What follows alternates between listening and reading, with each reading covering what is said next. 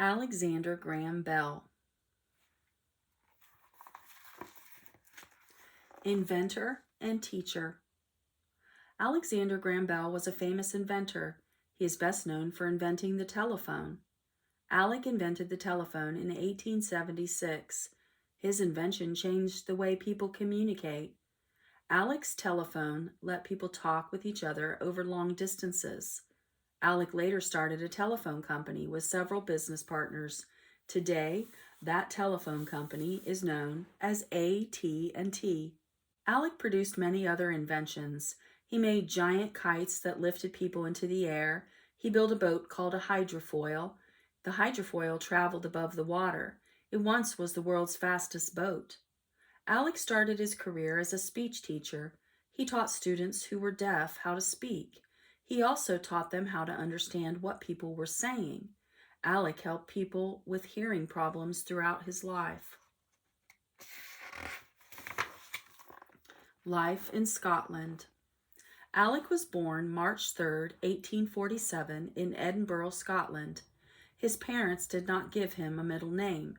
He chose Graham when he was 10 because he liked it. Most people called him Alec. Alec's father was Alexander Melville Bell.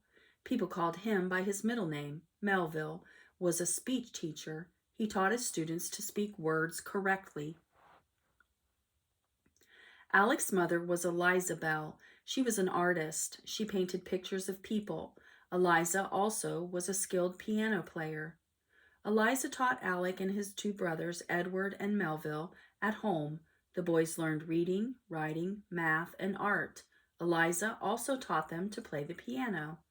Alec was a talented piano player like his mother. As a young man, Alec planned to become a musician. The study of speech.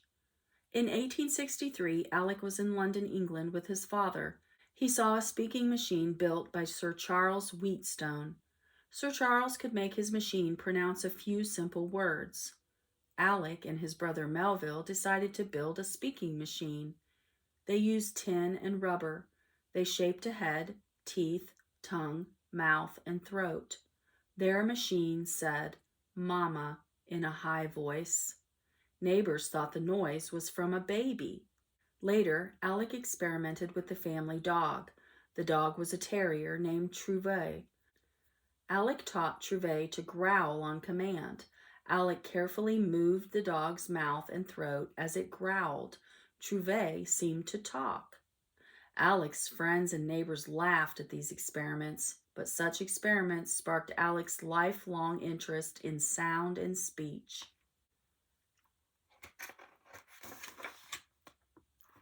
Teacher of the deaf. Alec started to think about the problems faced by people who are deaf. Eliza was nearly deaf. Alec's father, Melville, taught students who were deaf. Alec finished high school when he was 15 years old. In 1863, he started his first job as a speech and music teacher in Scotland. Later, Alec taught in England and the United States. Alec's father had invented visible speech. This teaching method uses pictures to show students how to make sounds. Most people thought those who were deaf could not learn to speak, but Alec used visual speech to teach his students who were deaf. Alec also taught his students to read lips.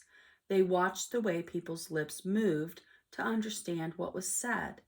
Alec's students learned to both speak and listen.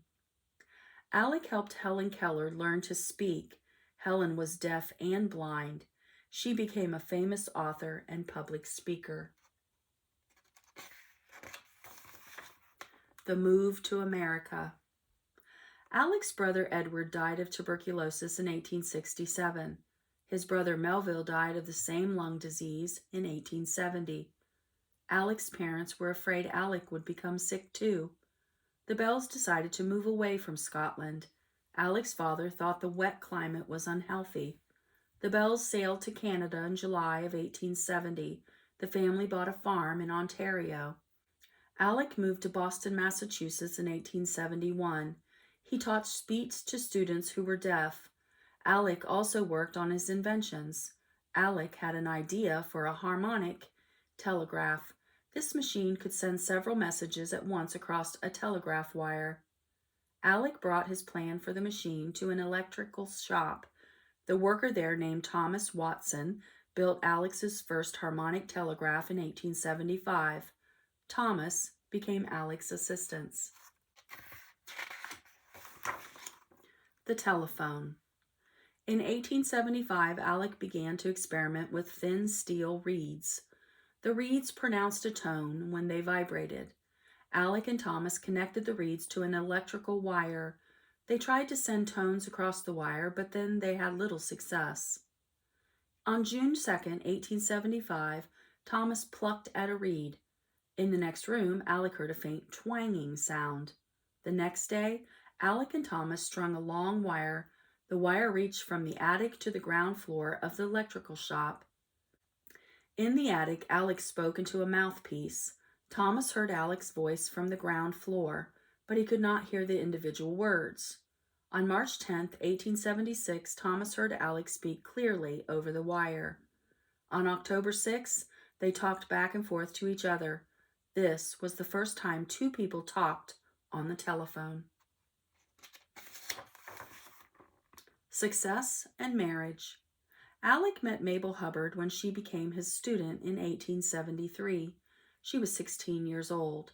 Mabel had been deaf since the age of 5. Her parents wanted Alec to help her speak more clearly. Alec and Mabel became good friends. By 1876, Alec and Mabel knew they wanted to marry, but they decided to wait. Alec wanted to have enough money to support a family. Hundreds of people were using telephones by the late 1870s. Many more people wanted to own telephones. To meet this need, Alec and several partners formed Bell Telephone Company. On July 11, 1877, Alec and Mabel married. Alec gave Mabel most of his shares in the telephone company. This wedding gift made Mabel an owner of the business. Today, the company Alec helped begin is known as AT&T. Lifelong inventor. The telephone made Alec famous and wealthy, but he kept working. Important events inspired some of Alec's inventions. In 1881, President James A. Garfield was shot. Doctors could not find the bullets in the president's body. Alec invented an electric probe to help doctors. The probe could locate pieces of metal inside human bodies. President Garfield died, but the doctors used the probe for the next 20 years. The probe helped save many lives. Mabel gave birth to a baby boy in 1881. The baby had trouble breathing and died within a few hours. Alec wanted to help cure breathing problems. He invented a vacuum jacket that forced air into and out of the lungs. Many years later, scientists perfected the device and saved many lives. Later years. In 1886, Alec bought property in Nova Scotia, Canada. He continued his experiments there. Alec built a hydrofoil. This boat traveled across water on a cushion of air. In 1919, one of his hydrofoils reached 71 miles per hour. Alec's hydrofoil was the world's fastest boat for the next 10 years. Alec never forgot the problems of people who were deaf. He started schools for students who were deaf. Alec also gave money to groups that helped educate people who were deaf. In his later years, Alec suffered from diabetes. Diabetes is a disease in which the blood contains too much sugar. In the early 1900s, the disease could not be controlled. Alec died on August 2, 1922. He was 75 years old. Alec's inventions changed the world. His work with people who were deaf changed many lives. Alexander Graham Bell.